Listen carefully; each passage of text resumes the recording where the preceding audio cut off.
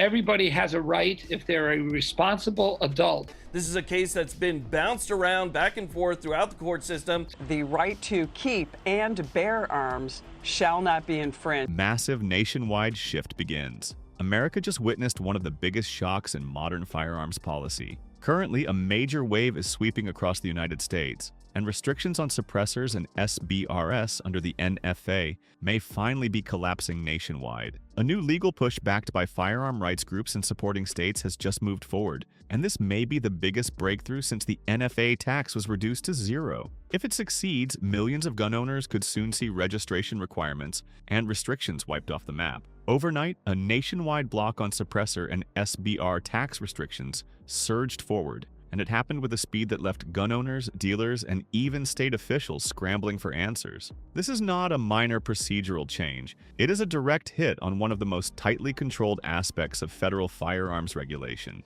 Welcome to Survival Firearms. Before we dive in, please hit the like button and subscribe, as YouTube often unsubscribes viewers from Second Amendment channels. Your support helps spread the truth and protect gun rights across the country.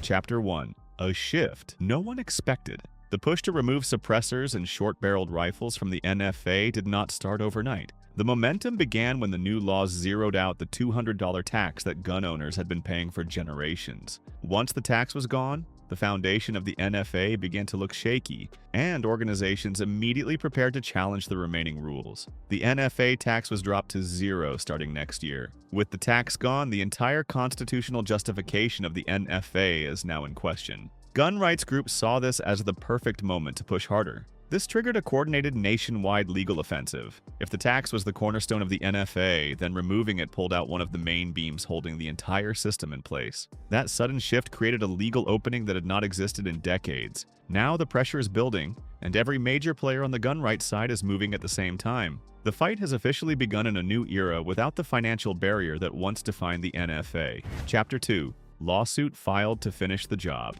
Gun rights organizations and manufacturers moved quickly once the tax was eliminated. They filed a direct legal challenge against the ATF and the remaining NFA restrictions on suppressors and short-barreled rifles. Their position is clear. Once the tax is gone, the NFA loses its constitutional reason to exist. GOAFR, ACPSA silencer shop, and more joined forces. The lawsuit directly challenges the registry and transfer requirements. They argue the government no longer has the authority to enforce these rules. The case is aimed at complete removal, not minor adjustments. The lawsuit is not about changing small pieces of the system, but about challenging the legal heart of the NFA itself. If the court agrees, the remaining rules could fall not gradually, but all at once. That possibility is exactly why the case has drawn so much national attention so quickly. This is a confrontation with the federal power that has controlled these firearms for generations.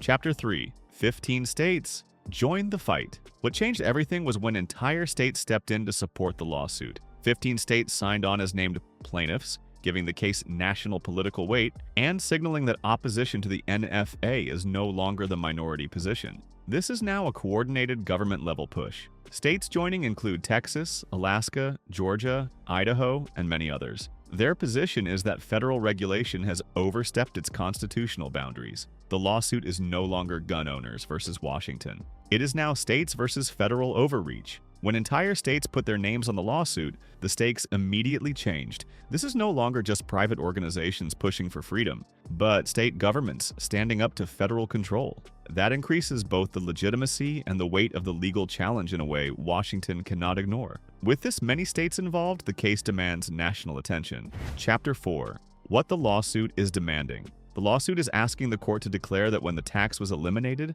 the NFA lost its authority to regulate certain firearms. They are also asking the court to order the ATF to stop enforcing registration rules on these items. They want the removal of registry requirements for suppressors, SBRs, and related items. They want enforcement of the NFA on these items blocked nationwide. They want the ATF legally restrained from future enforcement. Courts are being pushed to rule without a full trial. This request forces the court to confront the most important constitutional question of the entire case. If the regulation was based on a tax and the tax is gone, what authority remains? The lawsuit demands an answer, and that answer could reshape how firearm regulation operates nationwide. It is a simple question with massive consequences. Chapter 5. Plaintiffs push for immediate decision. To speed up the process, plaintiffs filed a motion for summary judgment. This move signals that the evidence is clear enough, and they believe the judge can make a ruling without a lengthy courtroom battle. A summary judgment bypasses months or years of hearings.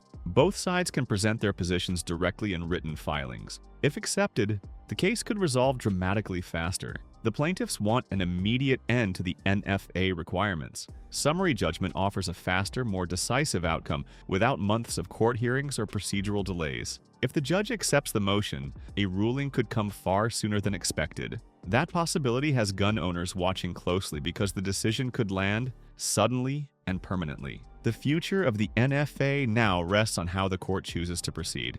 Chapter 6. DOJ Response. The delays begin.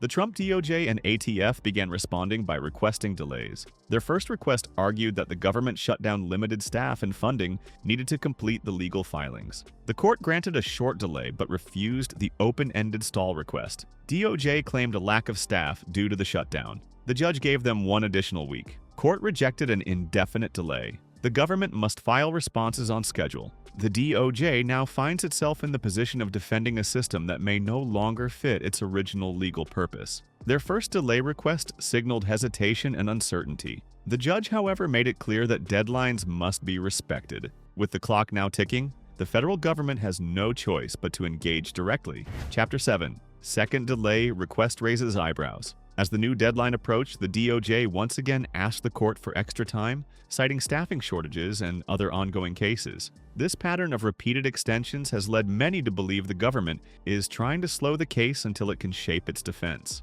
DOJ requested another 1-week extension. They said they lacked the manpower to file responses. They cited multiple emergency litigations. The judge granted another short extension. Each new request for extra time suggests deeper issues inside the government's legal strategy. Either they are still building their argument, or they are unsure how to defend the NFA without the tax foundation that once justified it. These delays only strengthen public suspicion that the government is buying time, rather than preparing a confident defense. Eventually, the court will force a response, and that moment is rapidly approaching. Chapter 8. Why the DOJ is under pressure. The DOJ now faces internal political pressure because defending the NFA while the tax is zero puts them in a complicated position. The original legal justification for the NFA was a tax-based system. With the tax removed, the core argument now looks weaker. Without a tax, the NFA looks like pure regulation, not revenue collection. The DOJ must argue that Congress still has authority without the tax.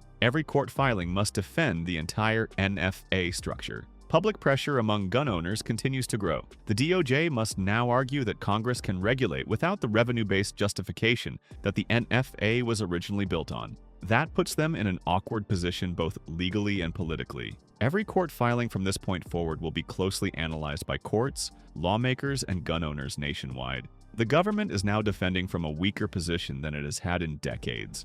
Chapter 9. Stakes are higher than ever. If the court rules in favor of the plaintiffs, the outcome would be historic. Registration requirements would collapse for multiple classes of firearms, and future ATF enforcement could be blocked permanently. Millions of American gun owners would feel the immediate impact. Registration and transfer rules for suppressors could vanish. SBR requirements could also be invalidated. ATF enforcement could face nationwide injunctions. The ruling would become a foundational Second Amendment victory. The potential ruling is not theoretical or symbolic, but immediately practical. With a single decision, millions of existing and future gun owners could see major federal restrictions disappear. It would set a new standard for Second Amendment interpretation in modern courts. This is why the entire country is watching with growing intensity. Chapter 10. What happens next? All eyes now turn to the upcoming court deadlines. Once the DOJ files its full response, the judge can choose whether to schedule a hearing or rule directly from the written record.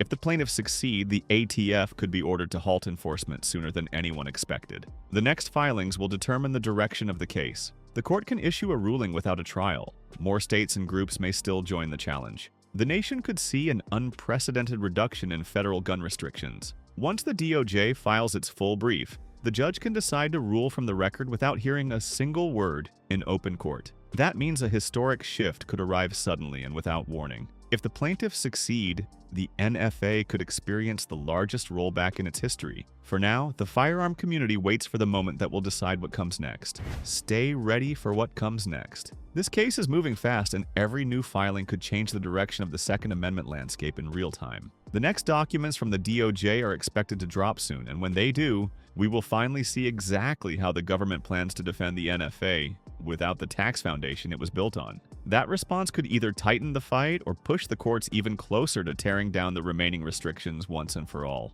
So make sure you like, subscribe, and turn on notifications because the next development could arrive at any hour, and you will hear about it here first. This channel will continue tracking every filing, every court shift, and every decision until the final ruling arrives. Stay alert, stay informed, and get ready because the next video may hold the turning point every gun owner has been waiting for.